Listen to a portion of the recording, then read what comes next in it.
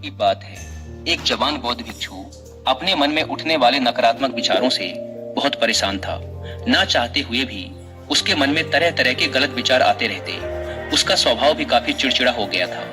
वह बात बात पर गुस्सा हो जाता, दूसरों के प्रति जलन और नफरत की भावना रखता, लोगों की बुराई करता और अपने मन में तरह तरह की नकारात्मक कल्पनाएं करता। वह अपनी इन सब बुरी आदतों से बहुत परेशान हो चुका था।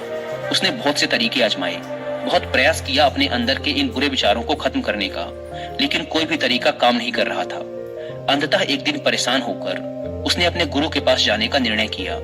गुरु एक बहुत ही बुद्धिमान और आत्मज्ञानी व्यक्ति थे। जवान भिक्षु ने गुरु से पूछा, गुरुदेव, मैं अपने मन से इन नकारात्मक विचारों को कैसे खत्म कर सकता हूँ? गुरु ने उत्तर देते हुए कहा, नकारात्मक विचार बादलों की तरह होते हैं जो कि साफ आसमान को धुंधला बना देते हैं। अगर तुम्हें साफ आसमान देखना है तो पहले इन बादलों को हटाना पड़ेगा।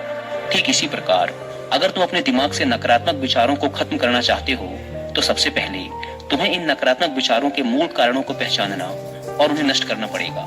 जवान भिक्षु को गुरु की यह बात ठीक से समझ नहीं आई तो उसने गुरु से इसे थोड़ा विस्तार से समझाने का आग्रह किया। तब गुरु ने शिष्य को एक कहानी सुनानी शुरू की। एक बार एक व्यक्ति जंगल से गुजर रहा था। तभी उसे रास्ते पर एक सर्प दिखाई पड़ा। सर्प को देखते ही वह व्यक्ति डर गया और वहां से भागने लगा। जैसे ही वह दौड़ा, उसका पैर एक पत्थर से टकरा गया और वह वहीं गिर पड़ा। उसने खुद को बुरी तरह घायल कर लिया था। जब वह उठा और पीछे मुड़कर देखा तो पाया कि वहां कोई सर्प नहीं बल्कि सर्प के आकार की एक लकड़ी थी जो कि रास्ते पर पड़ी हुई थी। यह देखकर उस व्यक्ति को महसूस हुआ कि उसे नुकसान पहुंचाने का कारण वह सर्प नहीं बल्कि उसके खुद के अंदर बैठा डर और नकारात्मक विचार हैं जिसने उसे घायल कर दिया।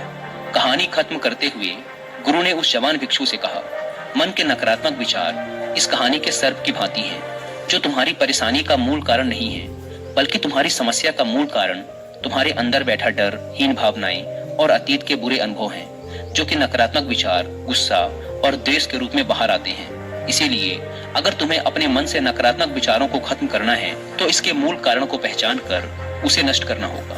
अब हम इस कहानी को अपने जीवन में कैसे लागू कर सकते हैं, इसके लिए कुछ प्रैक्टिकल टिप्स हैं। पहला, माइंडफुलनेस यानी जागरूकता का अभ्यास करो। अपने विचारों और भावनाओं के प्रति जागरूक रहो। देखो कि आपके भीतर क्या चल रहा है, आप अपने आसपास की घटनाओं पर क्या प्रतिक्रिया देते हैं। साथ ही मन में उठने वाले हर नकारात्मक विचार के कारण का पता लगाने का प्रयास करो। दूसरा, अपने अतीत की बुरी यादों, बुरी घटनाओं और बुरे अनुभवों को स्वीकार करो और खुद को व दूसरों को माफ कर दो। तीसरा, आभारी रहो। अपने जीवन के सकारात्मक पक्ष पर अपना ध्यान केंद्रित करो और आपके पास जो कुछ भी है उसके लिए इस ब्रह्मांड का आभार व्यक्त करो।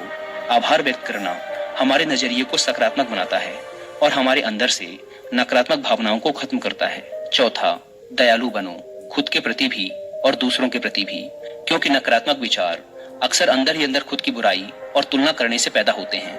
अपने अंदर दया भावना रखकर हम ज्यादा सकारात्मक और संतुष्ट जीवन जी सकते हैं। संक्षिप्त में ये कहानी हमें सिखाती है कि नकारात्मक विचार हमारी परेशानी का मूल कारण नहीं है। असल समस्या तो हमारे भीतर गहराई में छुपी हुई है।